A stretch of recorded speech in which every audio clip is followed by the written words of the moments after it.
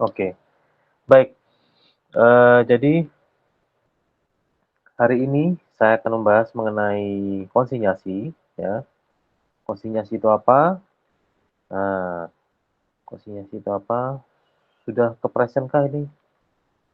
Laptop saya tiba-tiba belum Belum ya? ada, Pak. Belum, Pak. Oke. Sudah adakah yang berhasil mendownload materi saya? Sudah. Oke. Sudah, Pak. Oke, baik. Ini laptop saya lambat ya, lambat banget. Tak tahu ya kenapa, tidak biasanya. Coba salah satu bisa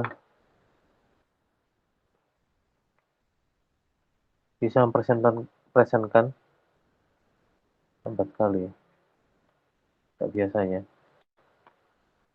Materi hari ini terkait dengan apa namanya? Terkait dengan benar kan? US audio and video until then. Aduh, ntar. Saya harus gabung lagi ya. Ini di satunya laptop saya ternyata keluar. Jaringannya nggak pas.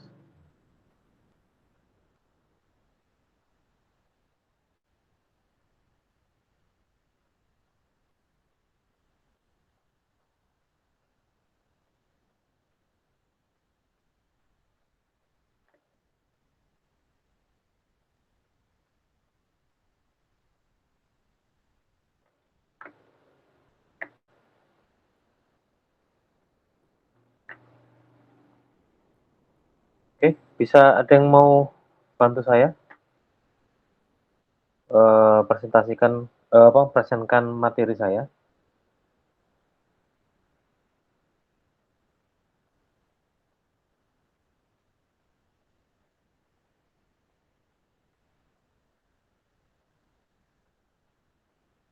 Sudah kan? Bentar, Pak. Oke, terima kasih responnya.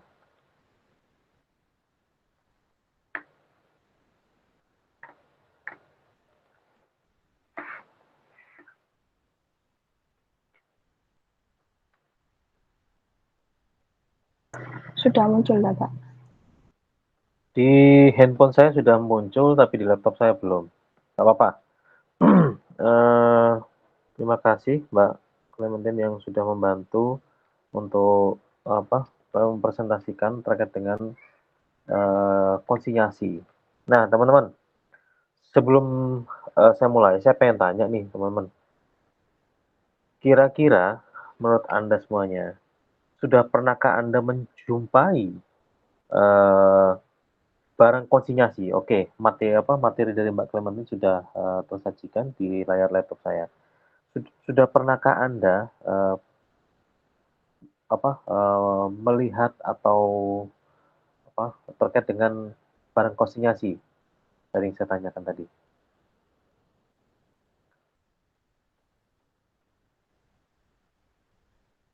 Pernah, Pak. Oke, Mbak Karisma pernah. Yang lainnya, kira-kira pernah enggak? Atau pernah tahu barang konsinyasi?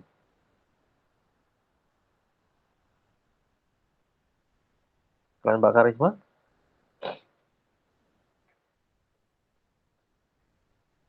Halo? Apa sih sakjane barang konsinyasi itu?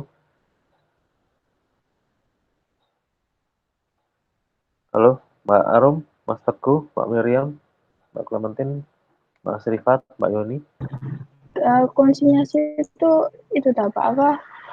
Orang yang nitipin barang ke pedagang lain gitu. Oke, ya bisa jadi itu, betul. Betul. Ya, kira-kira kalau Mas Teguh pernah lihatkah barang konsinyasi itu?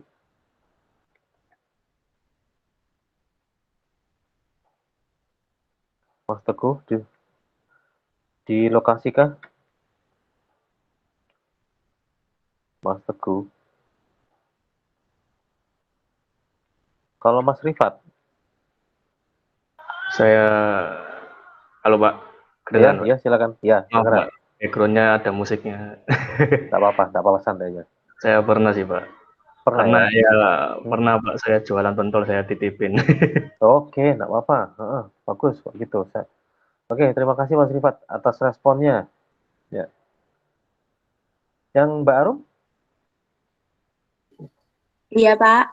Mm-mm. Pernah, Pak. Pernah tahu barang konsinyasi? Pernah. Pernah ya?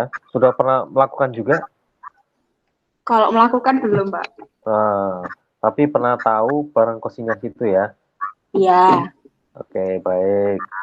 Sip, terima kasih Mbak Arum. Nah, kira-kira teman-teman, dari barang konsinyasi yang Anda lihat dan Anda pernah praktekkan itu sendiri, dan ada orang yang menitipkan barang, oke, ya wis, nggak apa-apa Mas. Nah, kira-kira sebenarnya prosesnya itu bagaimana sebenarnya? Kalau misalnya kita konsinyasi, kita titipkan barang, bagaimana prosesnya? Mas Rifat tadi yang sudah pernah melakukan, Mbak Arum ya, Mbak Arum sudah lepas mic-nya, silakan Mbak Arum. Itu, Pak, tanya dulu ke yang mau Oke, silakan. dititipin itu. Oke, ditanya Mau dulu. apa enggak? Oke, Bisa ditanya apa dulu. enggak? Oke, ditanya dulu, boleh apa enggak, bisa apa tidak, gitu ya. Iya. Kalaupun ternyata boleh, bagaimana Mbak Arum? Terus itu biasanya nanti kalau semisal itu dijualnya 1.000 gitu, nanti dipotong jadi 750 gitu. Dari 750, kira-kira sudah balik modal belum? Sorry, dari HPP-nya, HPP, bukan balik modal, tapi untuk menentukan HPP, kira-kira pas nggak dengan harga 750 itu? Biasanya jualnya kan dilebih gitu, Pak. Semisal HPP-nya 500 gitu kan jualnya 1.000 gitu. Mungkin Ya, udah memenuhi, Pak. sudah ya.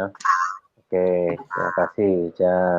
Jadi itu sekilas pertanyaan saya terkait dengan konsinyasi. Nah, lembar kedua, Mbak Miriam, operator. Oke, jadi materi hari ini ada dibuat beberapa part ya. Part pertama secara umum kita mengetahui konsinyasi secara umum. Yang kedua terkait dengan prosedur dan metode akuntansi untuk penjualan konsinyasi, itu part kedua. Dan part ketiga, pengaruh barang konsinyasi pada laporan keuangan. Dan part 4, menilai konsinyasi dari standar akuntansi. Jadi ada 4 part sebenarnya, bukan 3 part tapi ada 4 part. Jadi itu saya bedakan sendiri-sendiri. Ya, lanjut, terima kasih Mbak Clementine. Oke, sekilas saya membahas terkait dengan materi minggu lalu, bagaimana kita menjual angsuran ya. Jadi tidak langsung pada konsinyasi, tapi saya coba mengulas kembali angsuran yang penjualan secara angsuran. Kira-kira ada yang paham dengan penjualan angsuran? Silakan. Setelah Anda mempelajari terkait dengan penjualan angsuran minggu lalu, kira-kira apa yang Anda pahami? Apa yang Anda di benak Anda sebenarnya bagaimana penjualan angsuran itu? Atau yang nyantol, apa yang Anda pelajari, eh, apa terkait dengan penjualan angsuran itu?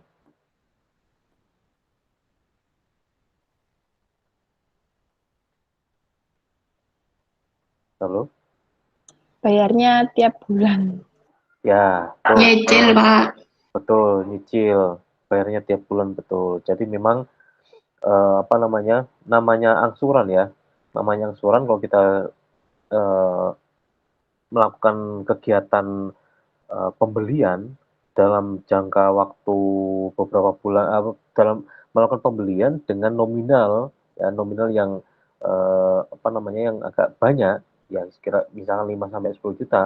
Kalau memang ternyata mau kita bayar langsung itu bisa saja, tapi kalau memang ternyata bayar angsuran itu juga bisa.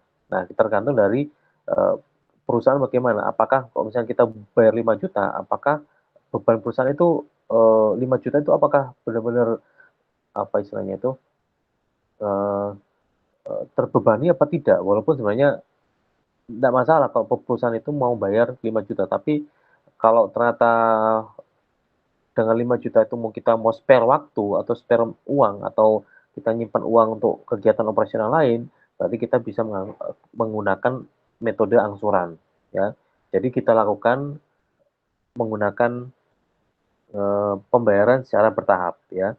Jadi memang ketika kita kita melakukan ngangsur ya, melakukan proses pengangsuran, otomatis biasanya kebanyakan di luar sana itu adanya DP, down payment atau uang muka, ya.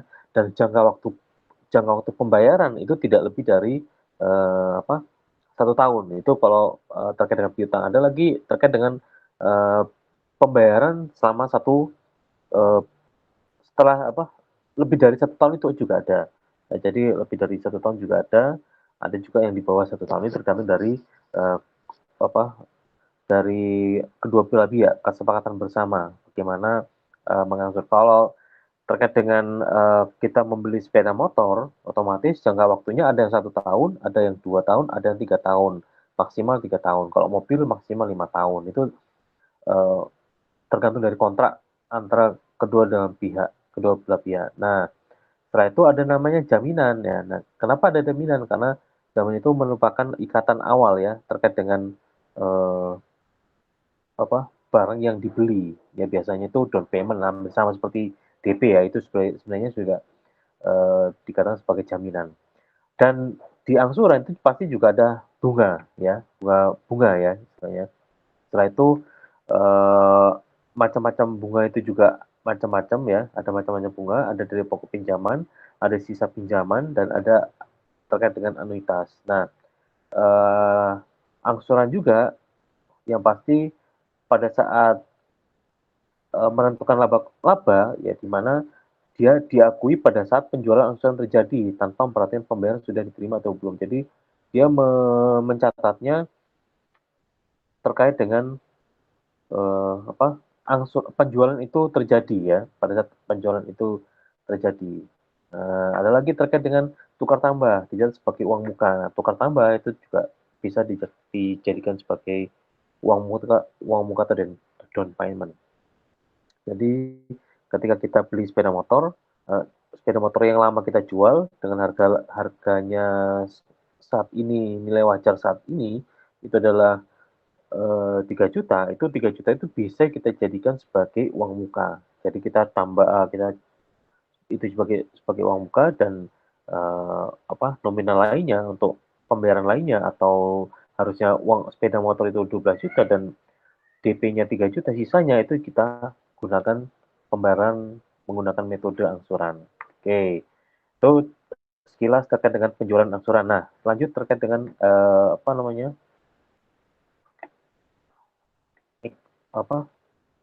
terkait dengan konsinyasi. Ya, lanjut, Mbak.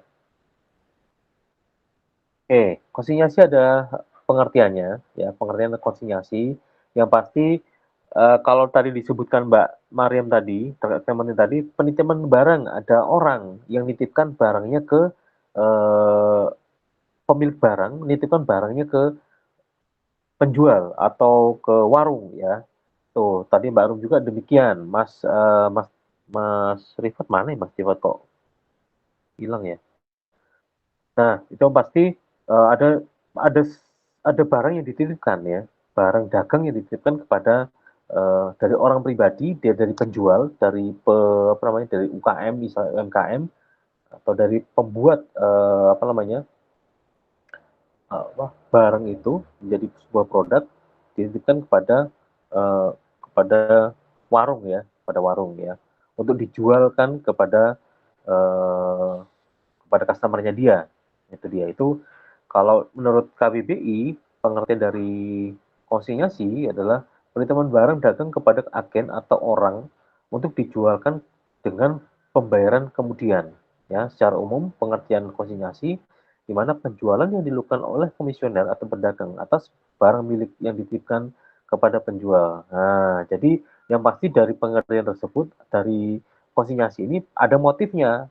Nah, di mana pemilik barang pemilik barang yang menitipkan barang, pemilik barang itu yang pasti memiliki motif. Motifnya apa? Tujuannya apa?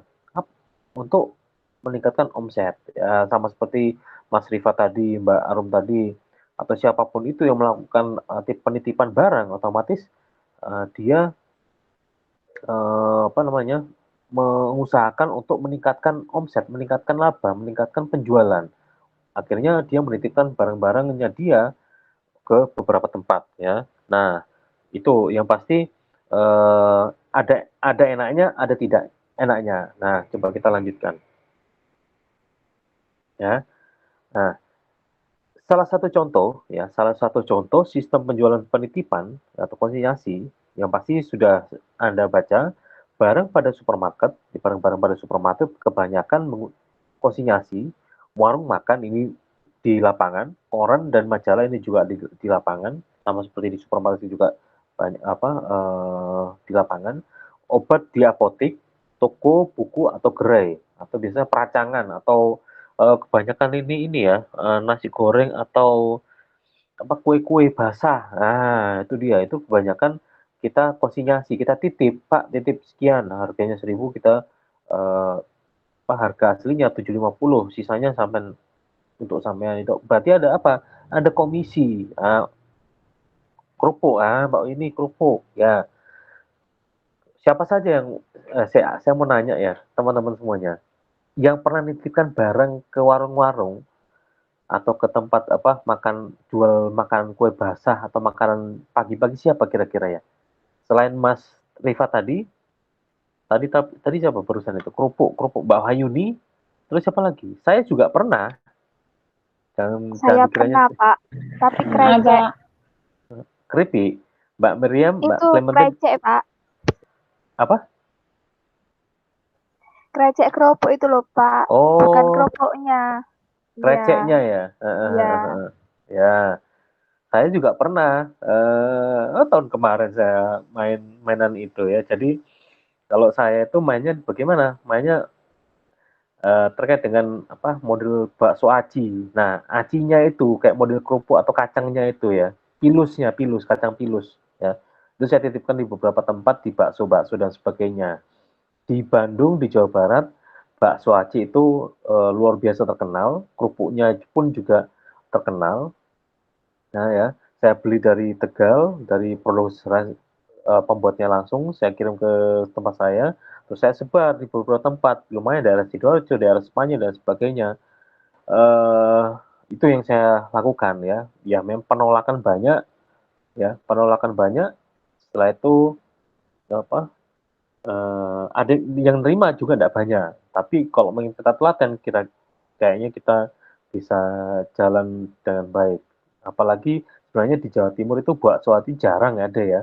Tapi ketika saya melakukan itu, kayaknya permintaan pasar belum mengenal itu. Jadi agak susah jalan dan sebagainya. Jadi akhirnya ya, dan juga aktivitas tinggi ini terkait dengan anak saya lahir dan sebagainya, akhirnya ya sudah nggak jalan lagi ya. Padahal sebenarnya stoknya tinggal sedikit, jadi saya masukkan ke beberapa bakso, mie ayam, saya berikan sampelnya kepada pemilik ya, kepada penjual atau kepada pemilik, saya berikan sampelnya. Jadi saya buang sampel itu, saya jadikan sebagai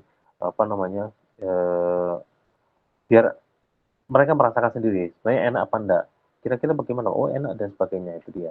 Tapi permintaan pasar kita nggak tahu, karena orang Surabaya, Jawa Timur belum begitu paham tentang bakso aci. Nah, itu dia, itu konsinyasi. Saya jualnya sama seperti Mbak Arum, 1.000, yang itu 1.500 750. Jadi salah satu contoh ya, contoh kecil, seperti juga kerupuk atau apa tadi itu dan sebagainya tadi ya. Oke, lanjut Mbak, ini salah satu contohnya saja. Lanjut Mbak Clementine.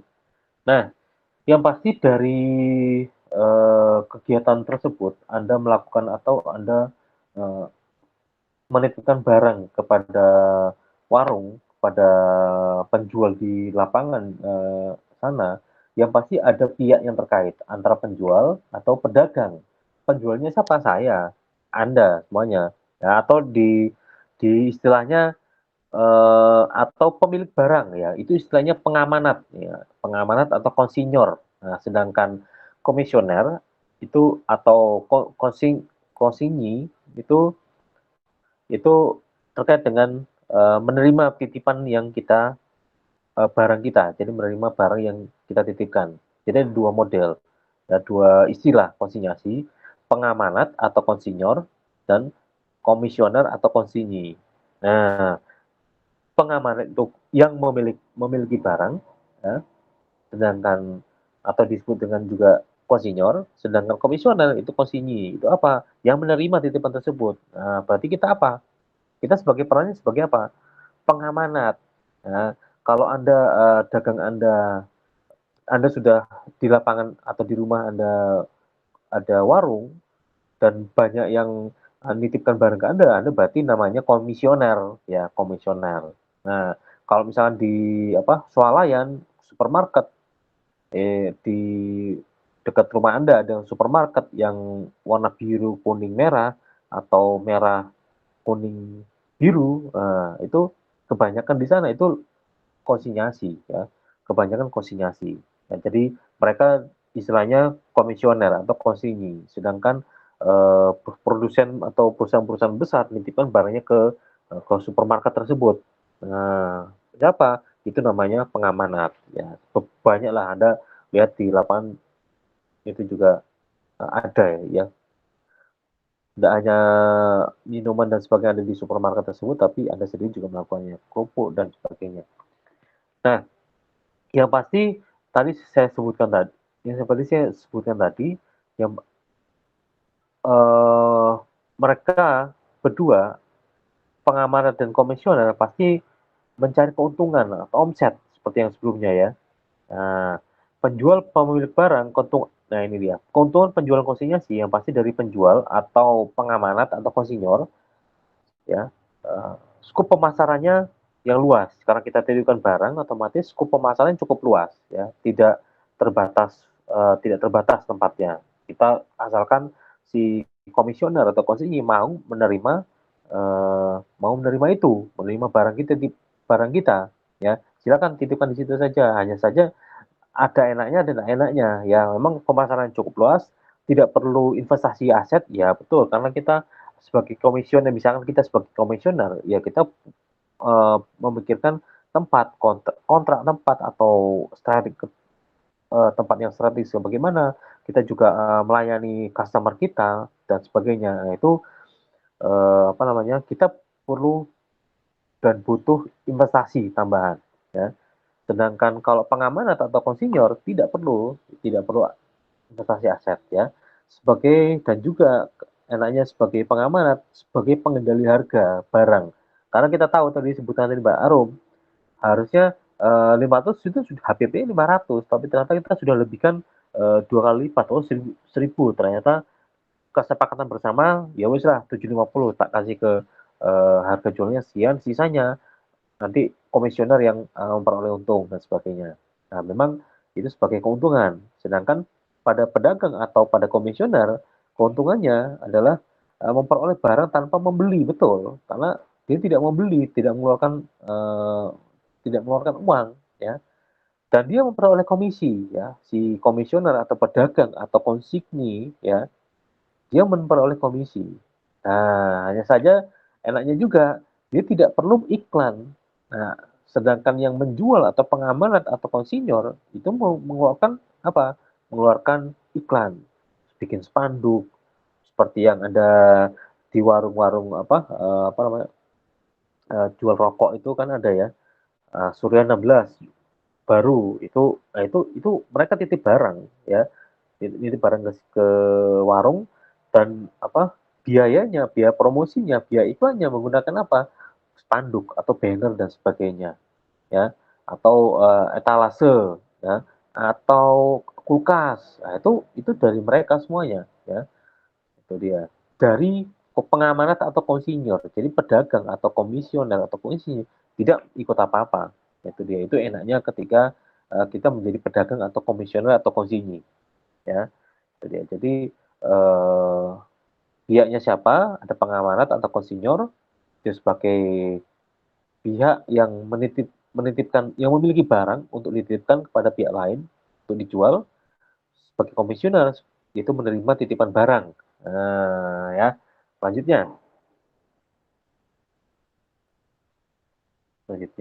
Terima kasih Mbak Clementine. Oke. Nah, ternyata ada hak dan kewajiban yang perlu kita kuasai bersama antara konsinyor, ya, pengamanat, dan komisioner atau konsinyi. Ya, apa saja? Apa saja itu? Yang pasti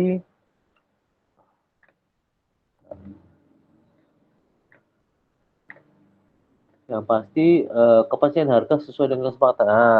Adanya kepastian harganya ya tak jual 1.000 lah, tapi dari sampean 750 ya komisi buat aku 250. Oke, ada kesepakatan harga pertama ya, hak dan kewajiban. Setelah itu kepastian barangnya. Barangnya dibentuk dengan rapi, di-packing dengan rapi untuk menarik perhatian pembeli ya. Nah, setelah itu kepastian terjualnya barang ya. Nah, itu dia.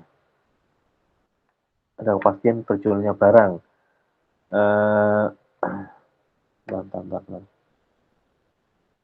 Setelah itu, nah ketika si komisioner menjual, ternyata ada pembeli yang minta banyak, berarti biaya pengiriman ya, biaya pengirimannya itu dibebankan kepada siapa? Pengamanat, dan komisinya tetap masuk kepada si komisioner. Nah, itu dia. Ya, kalau istilahnya hak dan kewajiban dari si penjual atau pengamanat atau konsinyor ya. Itu dia. Dan masing-masing dari dua belah pihak perlu memiliki pencatatan ya. Pencatatan apa? Pencatatan penjualan. Saya nitipkan barang di tempat A berapa, si konsinyi atau komisioner juga mencatat saya menerima barang dari Bapak ini sekitar 20 pieces, sedangkan saya sebagai pengamanat atau konsinyor itu memberikan penitipan barang sebesar 20. Jadi klop dengan nominalnya dengan jumlahnya klop. Nah, ketika seminggu lagi kita lihat, kita cek, pengamanat cek lagi, kira-kira bagaimana? Oh, sudah terjual sekian, sisanya ini, kira-kira mau diambil apa tidak? Nah, kalau ada yang rusak, barang rusak, ya kita sebagai sebagai komisioner mengembalikan barang tersebut kepada pengamanat. Nah, itu dia. Setelah itu komisi. Nah, komisi ini memang akhirnya kita mengurangi keuntungan ya. Kita mengurangi keuntungan karena apa? Kita memberikan komisi kepada komisioner. Ya, sedangkan dari komisioner ini hak dan kewajibannya berhak mendapatkan barang, otomatis ya. Berhak mendapatkan barang, berhak mendapatkan komisi pasti ya. Penggantian barang penjualan komisi. Oh, jadi istilah tadi ada pengiriman barang ya, seperti yang sudah dijelaskan di pengamanat bahwa biaya pengiriman untuk ke tempat lain itu dibebankan pada pengamanat ya atau konsinyor ya, menjaga keamanan barang ya, menjaga keamanan ketika mengirimkan barang, berarti kita perlu menjaga kualitasnya agar pembeli dari komisioner itu bisa menerima dengan baik ya. Harga jual telah disepakati ya, pasti iya. Kalau tidak ada kesepakatan bersama antara penjual dan pembeli, otomatis permintaan penawaran itu tidak akan terjadi ya. Setelah itu melayani konsumen dengan baik. Betul, membuat ini kecepatan nulis ya, membuat laporan penjualan dan penyelesaian keuangan secara periodik. Nah, itu dia. Jadi antara pengamanat dan komisioner itu benar-benar memiliki catatan khusus ya. Biasanya di warung-warung itu jarang ada pencatatan. Ya wis taruhan 20 sebagainya. Aku berapa sisanya sampai ambil, nanti saya titipkan yang baru lagi dan sebagainya. Itu tergantung dari kesepakatan kedua belah pihak. Kita lanjut. Oke, di sini kita membahas terkait dengan PSA ke-23. Jadi pengakuan pendapatan penjualan konsinyasi. Ini sekilas saya mencuplik terkait di PP pasal 23, sedangkan pasal 23 itu cukup banyak, hanya saya mengutip terkait dengan konsinyasinya saja. Nah, untuk lebih jelasnya lagi, apa sih pasal 23? Silakan Anda pahami lebih lanjut terkait dengan penjualan konsinyasi ya. Nah, di dalam PP pasal 23 adanya perjanjian antara penjual dan pembeli pasti untuk menjual barang atas nama penjual, itu diatur dalam PP pasal 23.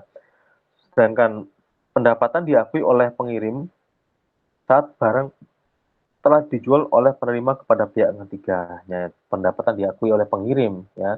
Pengirim atau namanya pengamanat itu diakui bahwa barang itu sudah terjual ya. Kepada pihak ketiga. Pihak ketiga siapa ya? Konsumennya si komisioner. Ya, setelah itu penerima tidak mencatat barang yang akan dijual sebagai aset. Ya, penerima tidak mencatat barang yang akan dijual sebagai aset. Oke, jadi penerima itu istilahnya siapa? Komisioner ya. Komisioner tidak mencatat sebagai aset ya. Ya, itu barang datang dan itu hanya titipan, tapi dia tidak mencatat di persediaannya dia, di persediaan dia sendiri, tapi hanya sebagai persediaan konsinyasi ya. Hanya saja kedua belah pihak itu benar-benar perlu mencatat apapun itu ya, karena di pihak komisioner dan di pihak pengamanat itu barang titipan itu perlu akun khusus ya, perlu akun khusus untuk mencatat catatan tersebut pada laporan keuangan, untuk kita catat atau kita masukkan ke dalam laporan keuangan, karena itu beban operasional juga, artinya itu barang kita juga, konsinyasi itu barang kita juga, sebagai pengaman itu barang kita, jadi nanti kita akan pisahkan antara akun yang biasa, penjualan biasa dan akun khusus untuk konsinyasi ya, jadi bisa tahu konsinyasi disebar kemana saja dan berapa saja yang nominalnya di beberapa tempat. Nah, itu sebagai piutang, diakui sebagai piutang. Dengan pada komisioner itu dicatat sebagai persediaan barang, bukan persediaan barang dagangnya dia sebagai aset, tapi persediaan barang konsinyasi. Ya, persediaan barang konsinyasi. Sewaktu-waktu barang itu bisa diambil, sewaktu-waktu barang itu bisa rusak. Kita kembalikan kepada pengamanat, konsinyor atau istilahnya konsinyor. Ya, pengirim mendapatkan laba atas penjualan ya pasti. Jadi pengirim itu mendapatkan laba atas penjualan, betul. Pengirim mendapatkan komisi atas penjualan. Jadi ada laba, otomatis dia sudah menghitung HPP-nya berapa. Ya, tadi saya baru sampaikan HPP-nya sekian. Berarti dia sudah menentukan, oh ternyata labanya ketika kita menjual secara konsinyasi itu tidak banyak, terpotong berapa persen dari biaya konsinyasi ya, kita tentukan barang. Itu tidak enaknya kalau jual menggunakan metode konsinyasi ya, karena tidak ada bunga ya. Kebanyakan kalau misalkan kebanyakan malah barang itu rusak ya, barang itu rusak kebanyakan ya, bukan barang itu rusak karena bisa juga dari kita tidak serta merta ngopeni istilahnya apa istilahnya itu, melakukan apa istilahnya, perhatian kepada barang yang dijual, karena saking banyaknya akhirnya banyak barang rusak, tapi akhirnya ya banyak barang rusak ya, tapi itu barang rusak bukan karena dari kita, itu karena sudah lama, bisa juga dari expired date dan sebagainya, atau karena pengiriman atau dan sebagainya, itu juga menjadi beban kita sebagai pengamanat ya. Nah, setelah itu pengirim mendapatkan komisi atas penjualan. Nah, pengirim itu terkait dengan kalau di PSA 23 istilahnya pengirim mendapatkan komisi atas penjualan. Jadi kedua belah pihak kalau sebagai komisi itu pasti memperoleh komisi, sedangkan pada pada pengamanat itu sebenarnya juga dapat komisi, ya komisi penjualan, misalnya sales, misalkan kita menunjukkan beberapa tempat dia dapat komisi komisi sales dapat, tapi tidak banyak karena HPP-nya cuma sekian. Kalau kita usaha pribadi otomatis kita kita tidak melihat komisi, yang pasti yang penting balik modal atau yang penting HPP terjual dan barang kita terjual, banyak yang pakai, berarti iklan berjalan ya dan sebagainya, akhirnya bisa masuk menjadi pendapatan dari usaha pribadi kita itu. Ya, lanjut. Nah, saya review. Sebelum saya review, kira-kira ada pertanyaan kah? Belum, Pak. Belum ada. Oke, saya review sedikit terkait dengan yang di atas tadi. Yang pasti konsepnya, ya secara konsep itu penitip konsinyasi, di mana penitipan barang dagangan kepada agen atau pedagang. Istilahnya apa namanya itu tadi? Pengamanat dan komisioner ya. Tuh. Nah, setelah itu pihak yang terkait siapa saja? Ada pihak yang dititipi dan ada pihak penjual. Ya, pengamanat atau konsinyor dan komisioner atau konsinyi. Ya, itu istilahnya ya. Nah, yang pasti terkait dengan keuntungan, skupnya pemasaran jauh lebih luas untuk si pengamanat atau konsinyor. Terus pengendalian harganya dipegang oleh si konsinyor atau pengamanat. Sedangkan investasi itu tidak banyak yang dilakukan, hanya saja kita butuh biaya iklan yang cukup tinggi ya. Iklan apa? Ya bukan ya iklan, artinya apa? Kita menitipkan spanduk-spanduk kepada apa namanya? Kepada komisioner ya. Nah, sedangkan keuntungan yang ada konsinyasi menurut komisioner ya, mengurangi kas, tidak stok barang, betul. Memperoleh komisi, jadi akhirnya menguntungkan dia dan tidak perlu iklan. Nah, karena iklan sudah dari si pengamanat. Nah, sedangkan eh, hak dan kewajibannya tadi sudah saya sebutkan tadi, keamanan barang, kepastian penjualan dan pengiriman barang itu semuanya dilakukan oleh si pengamanat ya. Jadi kita sebagai komisioner hanya menjual barang.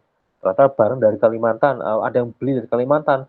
Saya sampaikan kepada kita, komisioner menyampaikan kepada pengamanan, ada barangmu ada yang pesan sekian persen, ya wes tak komisimu sekian ya, nanti transfernya kemana, transfer ke saya penjual misalkan, nanti komisinya tak dan sebagainya, itu dia. Jadi eh, kesepakatan kedua belah pihak ya.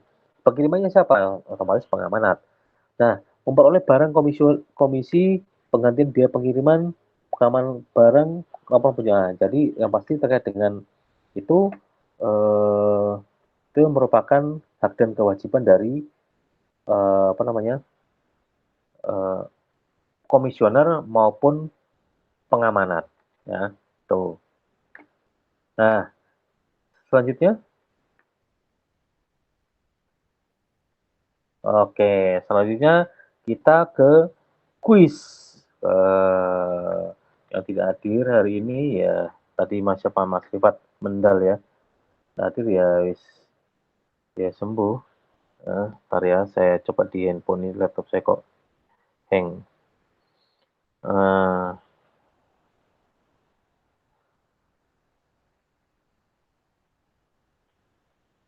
Coba dari kuisis yang ini di sini, yang ada di sini, kira-kira bisa masuk enggak? Coba Anda join my quizzes dan masukkan kodenya, passwordnya. Ya apa Mbak Clement, bisa diselesaikan itunya Mbak. Jangan. Ini kodenya nanti dilihat teman-teman malah susah ya. Atau ditulis di chat.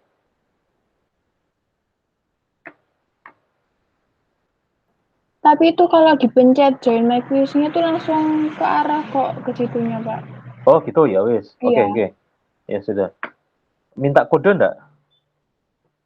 Enggak, Oke, coba sih langsung ngisi kalau nama. sudah bisa ada yang bisa masukin, bisa menjawab, itu pasti ada 5 pertanyaan dan 5 pertanyaan itu yang pasti terkait dengan apa yang saya sampaikan barusan tadi.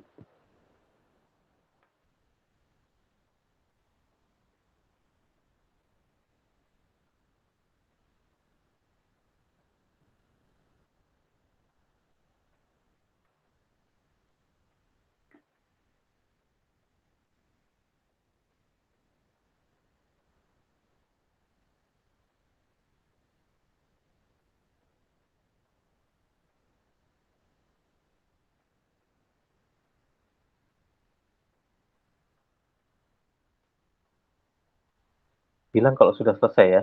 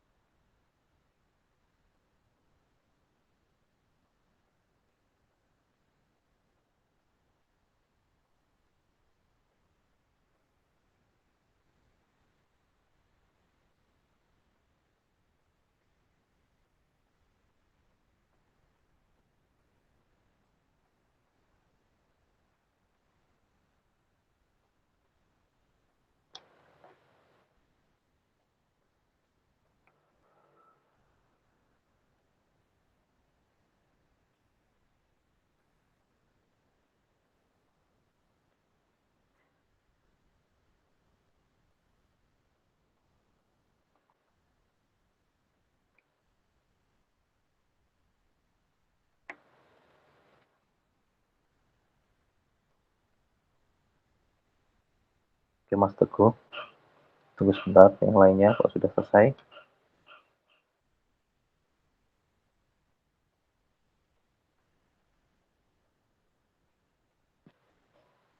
Oke, Mbak Karisma, sudah selesai.